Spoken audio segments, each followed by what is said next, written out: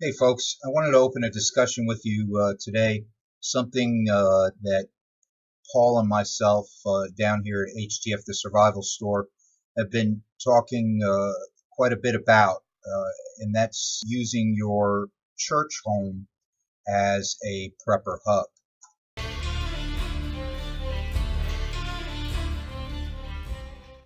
We've been having a greater conversation about prepper groups, uh, memorandums of understanding between different prepper groups, mutual assistance groups, and the like.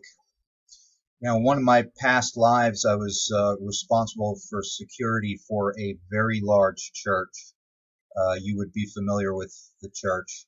They wouldn't want to be called a mega church, but they were very large. And it encompassed everything from executive protection to physical security to loss prevention. Every facet of security was included there. Now, I learned a lot about organization for medium to large to super large churches doing that job.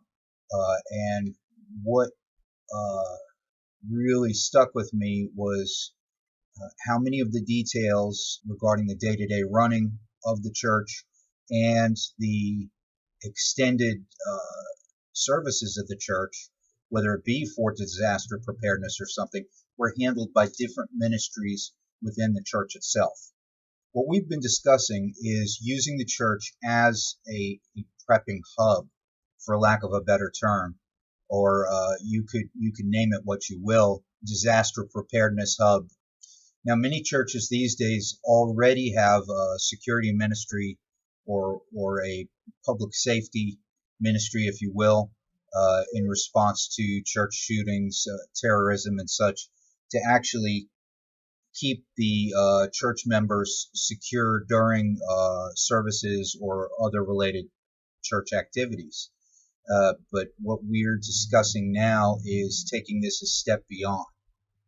Now, an established church has quite a few things going for it. The main thing is organization.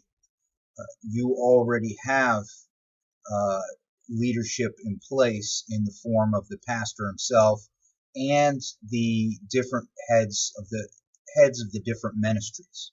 Many churches have communication setups with phone trees and such to mobilize members when someone is ill or someone's in trouble, so everyone can come to that person's aid.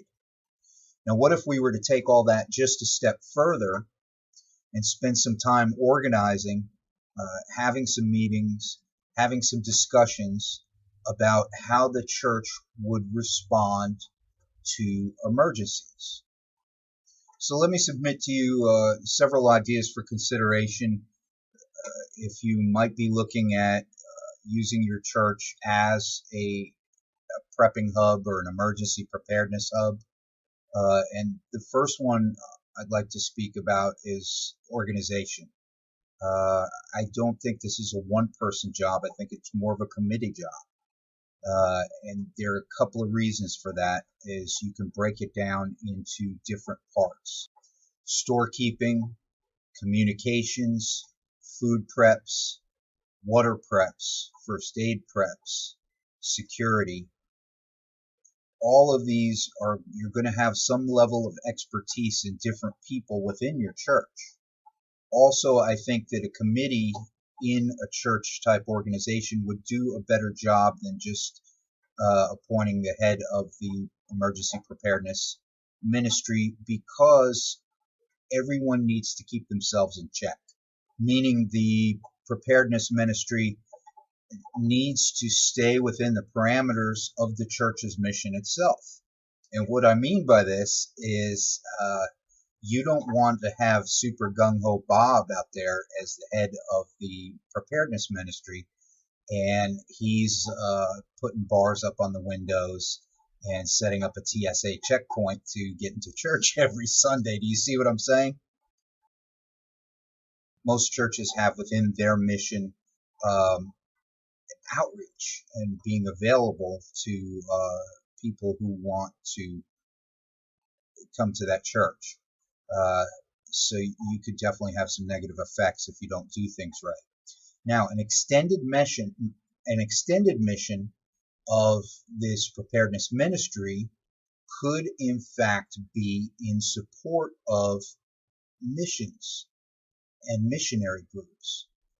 The reason why I say this is that here at HTF the Survival Store, we have so many missionaries coming in for supplies, and they'll come in and want to tuck away some wise food or MREs, first aid equipment, and definitely water purification equipment. So the preparedness ministry could actually extend to assist the missions ministry for outfitting missionaries as they depart.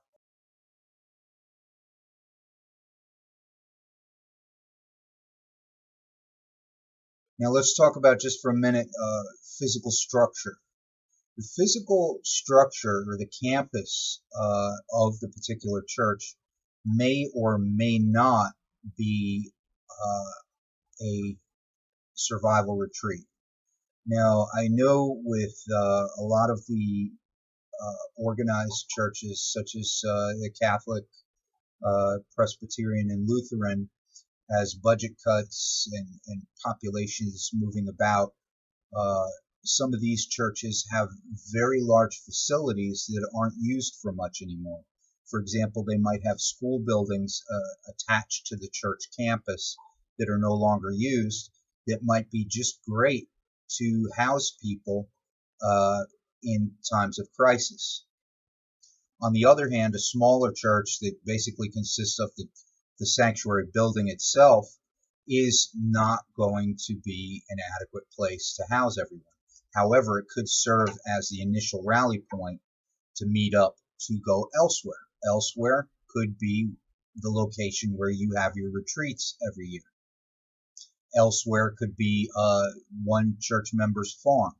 All of this has got to be hammered out, and that's why it takes a preparedness committee, if you will, to work through this and to get it done. Now, what do I suggest that you store and keep for your preparedness ministry? Well, that's entirely up to you, because it's going to be how your church envisions it, how your church is able to raise money, etc.